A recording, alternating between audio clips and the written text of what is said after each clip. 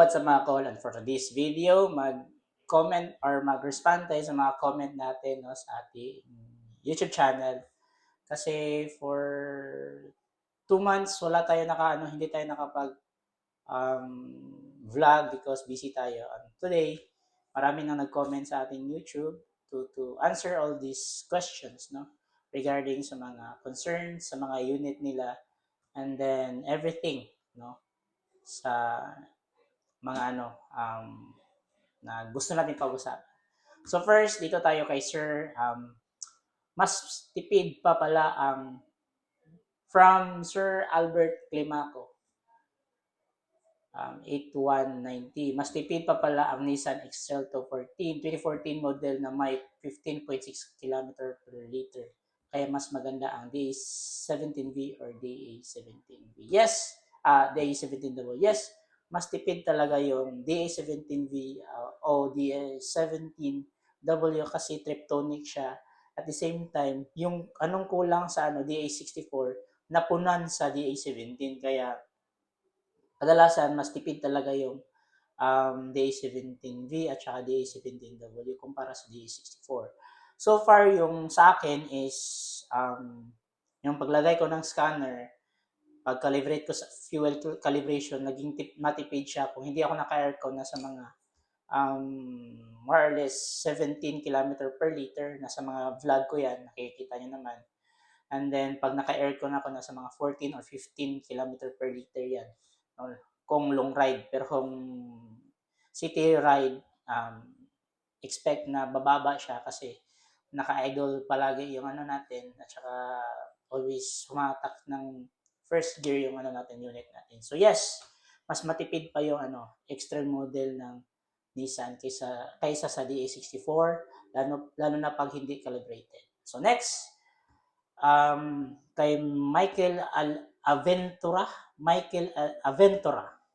Boss, nakabit ko na ganyan, ayaw gumana.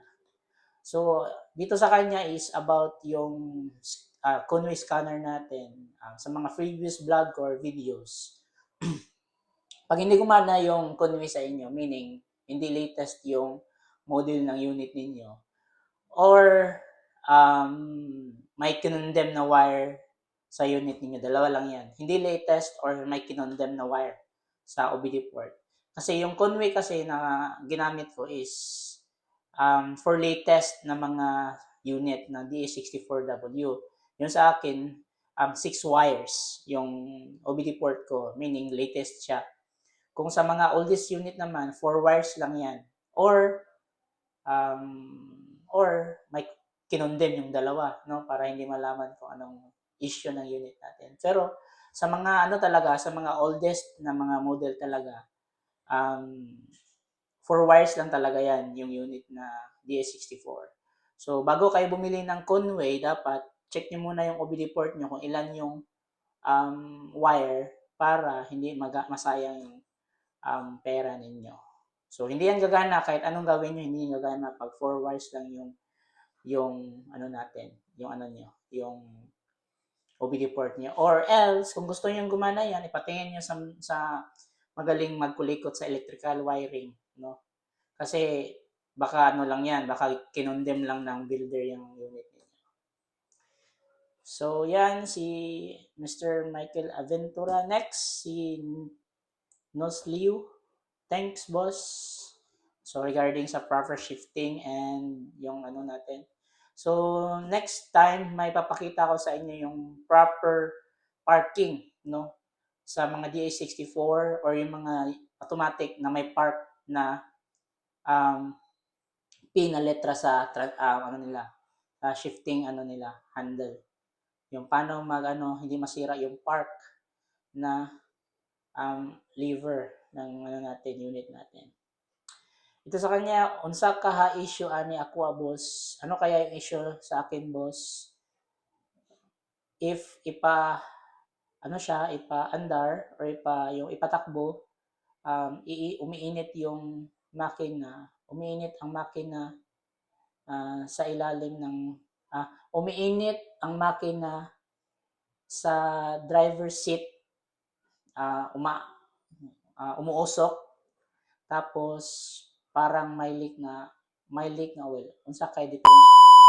So sa mga ganitong issue mga kol, I'm not an expert mechanic, no, kasi hindi naman talaga ako mekaniko. Better to ano talaga sa mga ganito, better to check, no, find yung competent na mekaniko na check yung unit mo, yung hindi yung malaki yung ano, hindi yung kumaga pipirahan ka lang para makapera siya. So find a legit na mekaniko to check this one. Kasi possible dito, kung may leaking yung oil mo, kinakain yung oil mo, possible um, um, check yung baka may leaking, yes, baka may leaking. At the same time, baka yung piston mo, baka may ano yan, may mga sira na yung piston mo. So better check, find a mekaniko for that. Kasi hindi ko masagot yung mga ganitong issue kasi so far wala pa akong ganitong issue kasi. So kay Imari, wala man lang step by step. Actually, yung ginamit niya is yung change oil. Actually, yung change oil natin, napaka-simple. May ibang, ito yung first post ko na change oil. Tapos may pinost pa ako ulit na video with regards sa change oil. So better, tignan mo lang yun ma'am kasi nandun yung step by step yata na pag-change oil ko. Pero sa change oil kasi simple naman yan, no?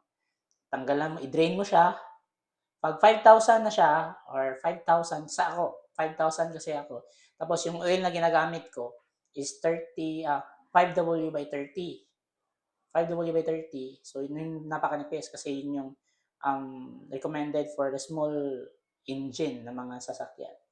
So yun siya. So i-drain mo. Pag ma-drain na siya, tanggalin mo yung oil filter.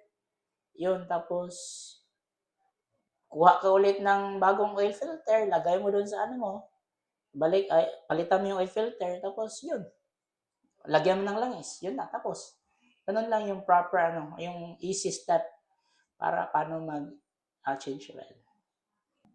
Thanks for sharing tips. Salamat sir. Ito about sa proper shifting.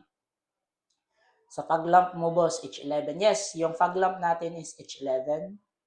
Recommended ko na bulb or LED light is yung Oxy 2. Maganda siya kaysa yung sa knob sight. Yung knob sight na headlight ko kasi madaling nasira. So hindi ko siya recommended. Though at first maganda siya kasi maliwanag, pero ang ano lang yun, ang ano lang sa knob sight is yung ilaw niya is napaka bungkag ba? Yung hindi siya buo yung ano niya. Hindi ko alam kung paano yung Tagalog nun. Basta parang kalat yung ilaw niya, hindi siya buo. Hindi kagaya ng Oxyton na LED lamp is buo siya at maganda yung ano niya. Tapos matibay. Unlike sa knob sight na madali lang sira. Pero so far yung fog lamp ko na knob sight H11, maganda naman siya. Until now is functional naman, maganda din. So depende siguro sa product kasi baka yung product na nabili ko ano yun siya, may ano na yun siya, may kumbaga faulty na daan, or kumbaga factory defect, ganun. Meron man talagang ganun, so hindi natin maano. Ito si Sir Simeon Polistico.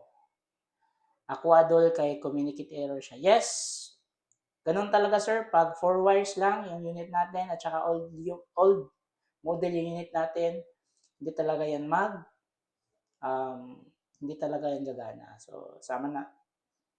Gaya ng sinabi ko about sa scanner, 4 wires, hindi yan gagana.